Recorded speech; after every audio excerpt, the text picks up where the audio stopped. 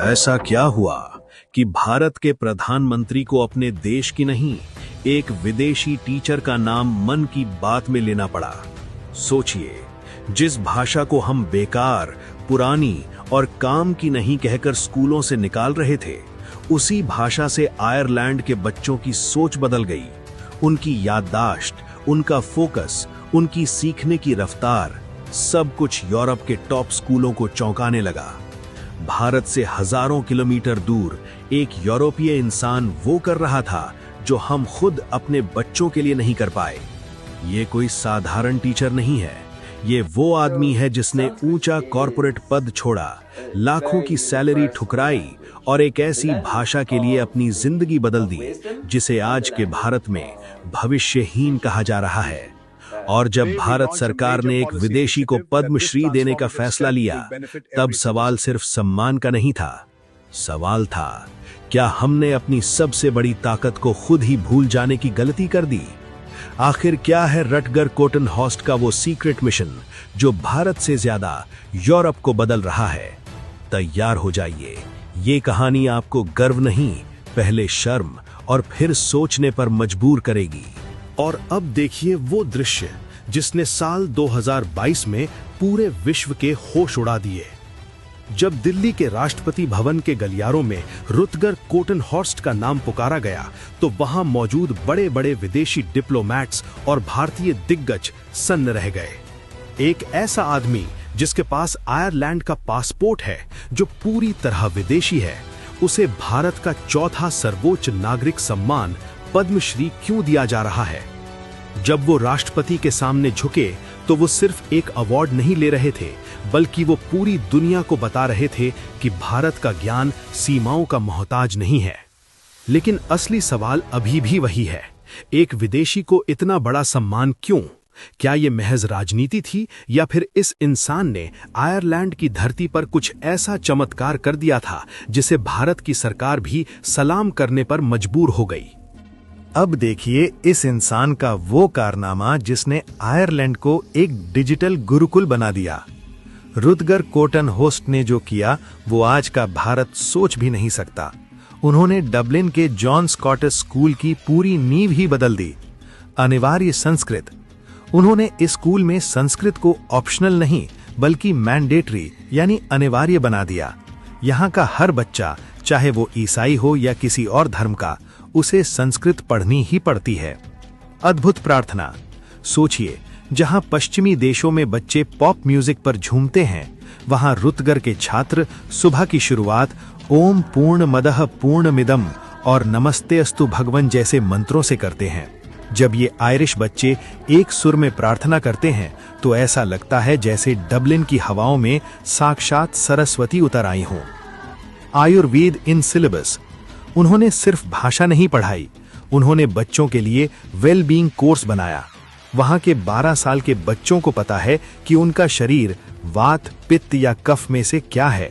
वो अपनी डाइट और अपनी लाइफस्टाइल आयुर्वेद के हिसाब से तय करते हैं। उन्होंने sanskrit.ie नाम का एक ऑनलाइन पोर्टल बनाया ताकि यूरोप का हर नागरिक भगवद गीता को शुद्ध उच्चारण के साथ पढ़ सके। उन्होंने संस्कृत को धर्म नहीं बल्कि विज्ञान बनाकर पेश किया। ये सब शुरू हुआ एक ऐसी खोज से जिसने रटकर की पूरी दुनिया बदल दी। 21 साल की उम्र में रटकर गणित के दीवाने थे, लेकिन उन्हें पश्चिमी गणित में वो पूर्णता नहीं मिल रही थी। तभी उनके हाथ लगी स्वामी भारती कृष्ण तीर्थ की वैदिक मैथमेटिक्स। जब उन्होंने उन सूत्रों को हल करना शुरू किया तो उनके होश उड़ गए। वो जटिल सवाल जिन्हें कंप्यूटर फेल कर देते थे, भारत के प्राचीन सूत्र उन्हें एक लाइन में खत्म कर रहे थे। रटकर चिल्ला पड़े, हाउ इज दिस पॉसिबल? यहीं से शुरू हुई उनकी अद्वैत वेदांत की भूख। उन्हें समझ आ गया कि जिस देश का गणित इतना ताकतवर है, उसकी भाषा कैसी होगी। उन्होंने अपना सब कुछ दांव पर लगा दिया और शुरू हुई एक ऐसी यात्रा जो उन्हें आयरलैंड के आरामदायक कमरों से उठाकर भारत की तपती धूप में ले आई। क्या आप जानते हैं कि एक ऊंचे पद और पावर का मोह छोड़ना कितना मुश्किल होता है? रटगर के पास सब कुछ था। वो जॉन स्कॉट स्कूल के वाइस प्रिंसिपल थे। पूरा डबलिन उनके सामने झुकता था।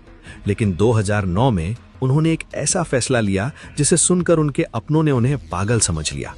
उन्होंने अपना इस्तीफा मेज पर पटक दिया और कहा, मुझे ये कुर्सी नहीं चाहिए, मुझे एडमिनिस्ट्रेशन नहीं संभालना, मुझे सिर्फ एक साधारण संस्कृत टीचर बनना है। सोचिए, कोई इंसान अपनी पूरी पावर और रसूख इसलिए छोड़ देता है क्योंकि उसे लगा कि संस्कृत की ये मशाल थामने वाला कोई नहीं बचा। उन्होंने खुद को जीरो बना लिया ताकि वो आने वाली पीढ़ी को संस्कृत का अनंत ज्ञान दे सकें। उन्होंने सोपानम और सरलम संस्कृतम जैसी किताबें खुद लिखीं क्योंकि वो चाहते थे कि आयरलैंड का बच्चा बच्चा अपनी जड़ें भारत में ढूंढ सके। अगर आपको लगता है कि रटगर को ये ज्ञान एयर कंडीशन्ड कमरों में मिला तो आप बहुत बड़े भ्रम में हैं। 2006 से उन्होंने अपनी हर छुट्टी साधना में बिताई। जब दुनिया के बाकी लोग यूरोप के समुद्रों पर अय्याशी कर रहे थे, रटगर बेंगलुरु के एक साधारण गुरुकुल में तपस्या कर रहे थे। जमीन पर एक पतली चटाई पर सोना, सुबह 4:30 पर ब्रह्म मुहूर्त में उठकर ठंडे पानी से नहाना और वो भयानक गर्मी जहां बिजली का नामो निशान नहीं था। उन्होंने उत्तर भारत के महान शंकराचार्यों के चरणों में बैठकर घंटों संस्कृत व्याकरण के पेचीदा सूत्र सीखे। उन्होंने श्री अरविंदो आश्रम पौंडीचेरी में डॉक्टर नरेंद्र के साथ मिलकर महीनों रिसर्च की कि कैसे पश्चिमी बच्चों को संस्कृत के खेल खिलाए जाएं। उन्होंने भारत की गरीबी को नहीं देखा, उन्होंने भारत के उस सोने को पकड़ा जो हमारे वेदों में दबा पड़ा था। रटगर की सबसे बड़ी ताकत उनकी बेबाकी है। वो आयरलैंड की क्लास में खड़े होकर दुनिया के सामने कहते हैं, English is a random and defective language. अंग्रेजी एक दिशाहीन और दोषपूर्ण भाषा है। वो बच्चों को दिखाते हैं कि कैसे इंग्लिश के नियम हर 200 साल में बदल जाते हैं। आज का इंसान 500 साल पुरानी अंग्रेजी नहीं समझ सकता, लेकिन संस्कृत, वो कहते हैं कि संस्कृत इनडिस्ट्रक्टिबल है, अविनाशी है। ये कोई साधारण भाषा नहीं, ये ध्वनि का विज्ञान है, साइंस ऑफ साउंड। वो तर्क देते हैं कि संस्कृत का वर्णमाला चार्ट मानव मुंह की एनाटॉमी पर आधारित है।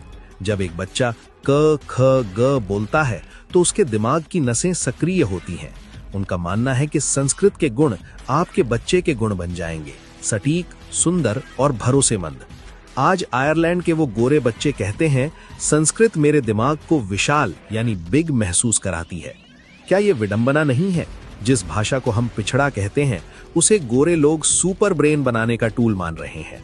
रुटगर कॉटन हॉस्ट की ये कहानी हमारे लिए गर्व की बात नहीं है, बल्कि हमारे चेहरे पर एक बहुत बड़ा तमाचा है। जरा दिल पर हाथ रखकर सोचिए, आयरलैंड में संस्कृत अनिवार्य है और भारत में इसे कंप्यूटर की भाषा कहने के बावजूद हम इसे स्कूलों से बाहर कर रहे हैं। एक आयरिश शख्स अपनी विलासिता छोड़कर गुरुकुल में तपस्या कर रहा है और हम अपने बच्चों को संस्कृत से दूर भागने पर इनाम देते हैं। रुटगर कहते हैं कि भारत इस वैश्विक ज्ञान का कस्टोडियन है, लेकिन अगर मालिक ही अपनी संपत्ति को कूड़ा समझने लगे तो दुनिया उसे लूटने के लिए तैयार खड़ी है। हमने अपनी जड़ें काटी ताकि हम मॉडर्न दिख सकें, लेकिन रुटगर ने उन जड़ों को आयरलैंड में सींचा ताकि वहां के बच्चे भविष्य बन सकें। दोस्तों, रुटगर कॉटन हॉस्ट कोई साधारण शिक्षक नहीं है, वो एक संदेश है। वो हमें याद दिला रहे हैं कि जो सोना हमारे पास है उसकी पूरी दुनिया दीवानी है। अगर एक विदेशी इंसान अपनी जिंदगी संस्कृत के लिए लुटा सकता है तो हम अपनी इस विरासत के लिए क्या कर रहे हैं? रुटगर आज भी आयरलैंड में डटे हुए हैं, हर दिन यूरोप की हवाओं को ओम की गूंज से पवित्र कर रहे हैं। अगर आपको आज इस आयरिश ऋषि की कहानी ने झकझोर दिया है तो इस वीडियो को हर उस भारतीय तक पहुंचाएं जो अपनी संस्कृति पर शर्म करता है। उन्हें दिखाएं कि असली विज्ञान हमारे वेदों में है। वीडियो को लाइक करके कमेंट में प्राउड इंडियन और सल्यूट टू रुटगर लिखें। याद रखिए, जब तक संस्कृत है तब तक भारत है, और जब तक भारत है तब तक सत्य जीवित है। जय हिंद, वंदे मातरम।